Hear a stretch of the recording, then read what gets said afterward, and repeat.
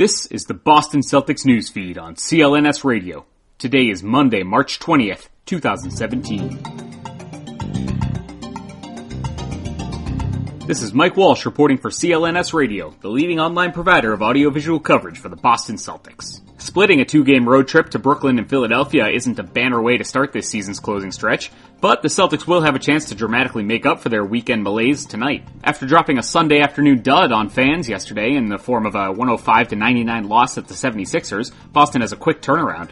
They play their second-to-last back-to-back of the season tonight at home against Washington. They'll have one more on April 5th and 6th at home for Cleveland and in Atlanta. With Boston's loss to Philly and the Cavaliers picking up a win at the Lakers, Cleveland moves to 2.5 games up for the 1 seed. In the rearview mirror, the Wizards are just a game and a half behind Boston heading into tonight's clash. At 44-26, the Celtics have 2 more wins than the Wizards and 1 fewer loss.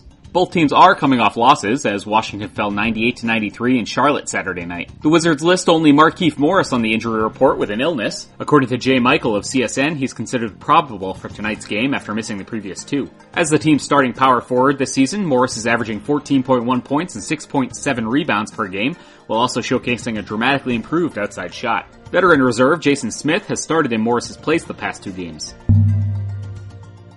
For the Celtics, the only name on the injury report remains Isaiah Thomas. Like Morris, Thomas has missed 2 consecutive games and seen his team go 1-1 without him. He suffered a bruised and swollen knee after banging it Wednesday night in a win over Minnesota. Now that the Celtics have returned home, Thomas will be a game-time decision. According to Scott Souza of Gatehouse Media, Thomas was listed as probable in the pregame notes.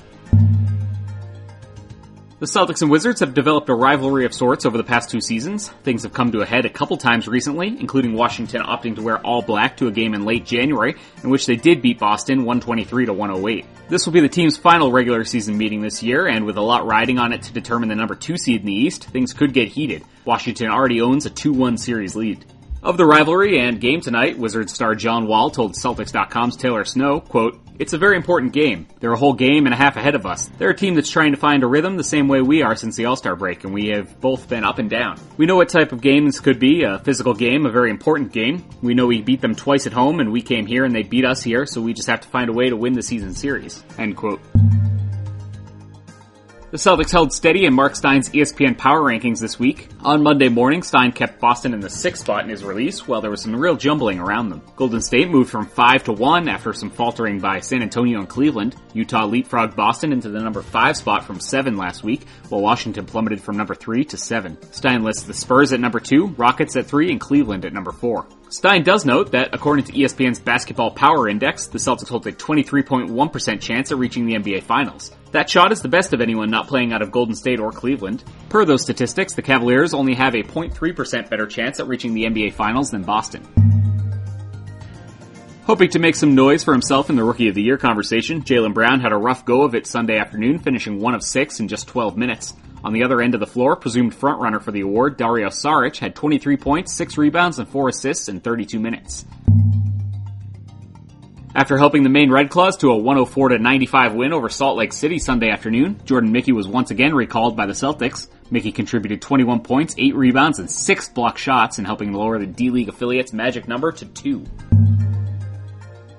According to a story on theundefeated.com by Mark Spears, former Celtic All-Star Rajon Rondo is planning a get-together trip for members of the 2008 championship team that he was a part of. However, not among those receiving an invite is Ray Allen, who left the team to join the Miami Heat in free agency. We'll have more on this story during tomorrow's Celtics newsfeed. The Celtics have a big one tonight. They take on the Washington Wizards at TD Garden at 7:30 p.m. Stay tuned to Celtics newsfeed here on CLNS Radio for Mike Walsh's post-game recap. Celtics newsfeed is being powered by the SeatGeek ticketing app, the smartest and easiest way to buy and sell sports and concert tickets. Get a $20 rebate on your first purchase by downloading the free SeatGeek app to your phone. Go to the Settings tab, click Add a Promo Code, and enter the code CELTSNEWS, that's CELTS News, all one word, for a $20 rebate, and so SeatGeek knows who sent you. To stay up to speed on the 17-time world champions, follow CLNSradio.com on Twitter at CLNS Radio, and be sure to subscribe to the Celtics newsfeed, both on iTunes and Stitcher, as well as the CLNS Radio mobile podcast app. This has been Mike Walsh for Celtics Newsfeed.